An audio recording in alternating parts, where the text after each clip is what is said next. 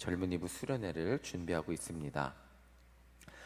젊은이부 수련회를 준비하기 위해서 임원들하고 또 김시한 부장님하고 이렇게 일정 회의를 하는데, 처음에는 여유 있게 자연을 즐기면서 그런 수련회를 준비하자고 하는 의견들이 나왔습니다.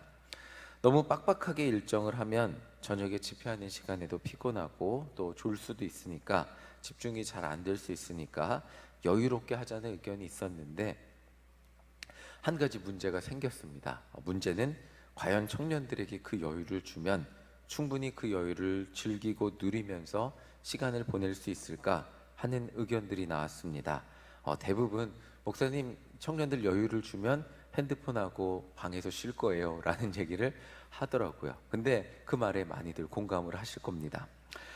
저도 청년들의 이러한 말에 동의를 하였습니다. 오랜만에 야외로 나가서 수련회를 하면 서로 교제하면서 자연을 누리고 자연 속에서 하나님의 사랑을 마음껏 누리고 오면 좋겠는데, 그게 쉽지 않아 보이는 것이 젊은이들이 스스로에게 느낀 솔직한 청년들의 모습이었습니다.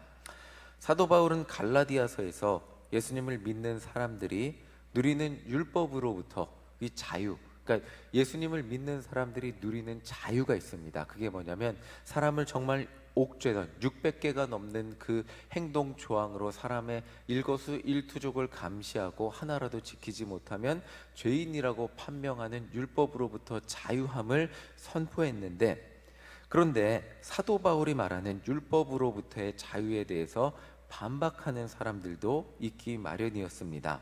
그런데 이 말이 제법 설득력이 있다는 것이었습니다. 유대인들은 율법이라도 있었으니까 이방인들과는 달리 방탕하고 타락한 그런 삶과는 멀리하며 살 수 있었습니다. 그런데 만약 유대인들에게 자유를 준다면, 이방인들에게도 최소한의 율법이라는 지침을 주지 않는다면, 그들은 그들에게 준 자유를 통해 결국 자유를 만끽하고 자유를 기쁨으로 살아가는 것이 아니라, 자유를 통해 자신들이 원하는 육체의 욕심을 따라 살게 될 것이라는 주장과 지적이었습니다.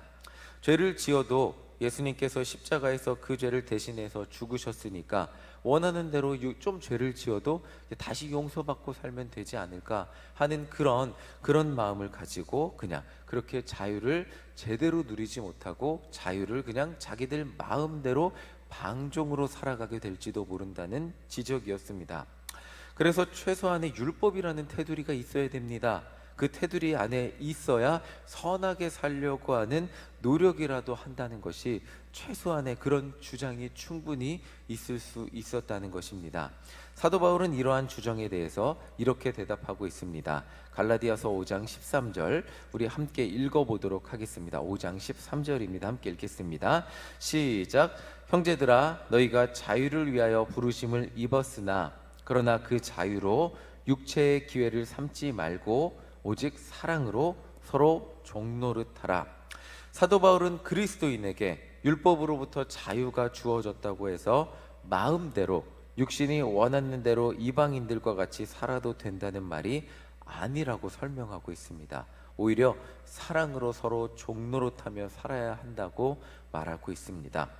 율법과 육신의 소욕의 공통점이 있습니다.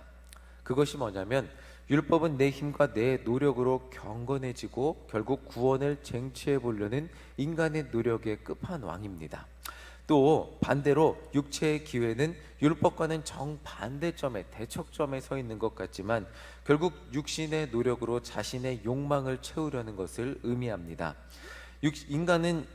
인간의 육신은 결코 쾌락만을 원하진 않습니다. 인간은 스스로 자신이 의로워지기를 원하기도 하는 존재입니다.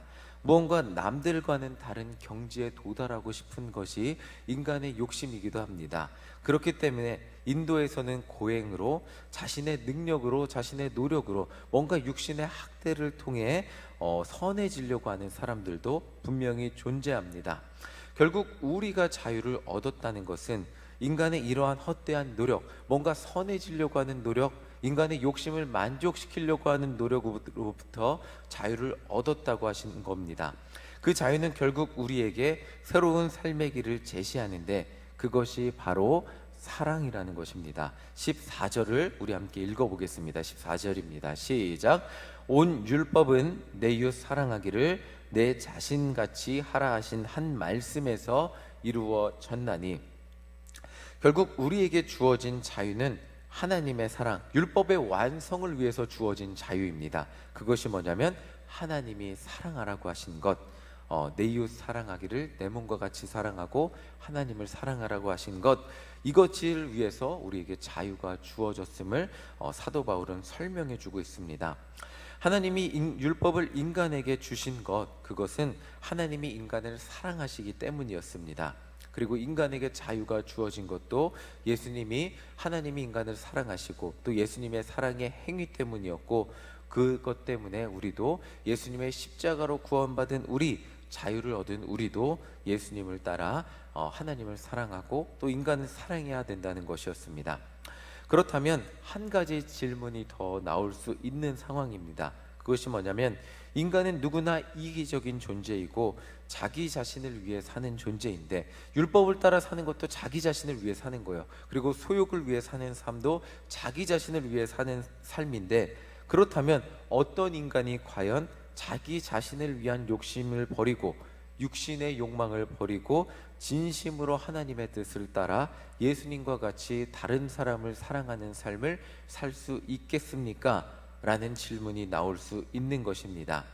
자, 이 이야기는 너무 이상적이고 인간으로서는 율법을 지키는 것보다 더 어려워 보일 수 있습니다. 결국 율법을 지키는 게 나의 구원을 위한 삶이었다면, 지금 사도 바울이 말하는 경지는 당신의 구원을 위한 문제는 해결되었으니 이제 다른 사람을 보세요. 당신을 위해 살지 마시고 다른 사람을 사랑하며 사는 경지로 나아가시기 바랍니다 라고 권면하고 있는 것입니다. 오히려 이것이 더 어려워 보일 수 있다는 것입니다. 자, 16절 함께 읽어보도록 하겠습니다. 16절입니다. 시작. 내가 이르노니 너희는 성령을 따라 행하라. 그리하면 육체의 욕심을 이루지 아니하리라. 그래서 사도 바울이 설명하고 있는 것입니다. 누구를 따라 살라고요? 성령을 따라 행하며 살 때 우리는 이룰 수 없는 경지를 이루며 살아가게 된다는 것입니다. 인간이 자신을 위한 노력과 쾌락에서 벗어나 다른 사람을 진심으로 사랑할 수 있는 방법은 딱 하나 존재합니다. 그것은 성령을 따라 사는 것입니다. 인간은 누구나 자기 자신을 위해 살게 되면 음행, 호색, 우상숭배, 원수 맺는 것, 분쟁, 시기, 분냄, 당짓는 것, 분열함, 이단, 투기, 술취함, 방탕함이라는 죄의 모습이 드러나게 되어 있습니다.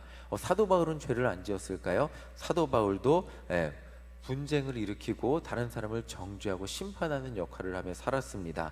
이런 율법을 지키며 그렇게 살았는데, 율법을 잘 지킨다는 명목하에서 복음서를 보면 이런 것들도 나오죠. 율법을 잘 지킨다는 명목하에서 지금 사는 부인이 마음에 들지 않기 때문에 이혼 증서를 써버리고 그냥 부인을 버려버릴 수 있고, 버려버리고 다른 여자를 맞이할 수도 있고, 이게 율법의 합법이었습니다. 율법을 지킨다는 명목하에 그런 것들을 행하며 사는 것들이 유대인, 그런 사람들이 유대인이었다는 것입니다. 율법을 잘 지켜도 결국 그들의 삶 가운데 나타나는 것은 하나님의 사랑이 아니었습니다. 그런데 성령을 따라 사는 사람들은 자유인이지만 오히려 이런 모습들이 나타나게 되어 있었습니다. 22절, 23절 우리 함께 읽어보도록 하겠습니다. 시작. 오직 성령의 열매는 사랑과 희락과 화평과 오래 참음과 자비와 양선과 충성과 온유와 절제니 이 같은 법을 금지할 법이 없느니라. 그리스도인이 우리 안에 계시는 성령님을 따라 사랑의 종으로 살면 이런 열매가 삶 가운데, 여러분들의 인생 가운데 너무나 당연하게 나타나게 된다는 거죠. 사랑, 희락, 화평, 오래 참음, 자비, 양선, 충성, 온유, 절제라는 열매들이 그냥 너무나 당연하게 나타난다는 것입니다. 이 모든 것들은 결국 다른 사람을 사랑할 때 우리 삶에 나타나는 아름다운 열매라는 것입니다. 율법으로부터 자유롭게 된 우리는 결국 혼자 살 수 없습니다. 성령님이 도와주시지 않으면 우리는 우리에게 주어진 자유를 가지고 결국 육신의 만족을 위해 살 수밖에 없는 존재입니다. 그러나 성령님과 우리가 동행하며 살아갈 때 결국 우리의 삶에 성령의 열매가 나타납니다. 그리고 결국 이 성령의 열매들 보시면 사랑하기 위해서 우리에게 주어진 열매들이라는 것을 보게 됩니다.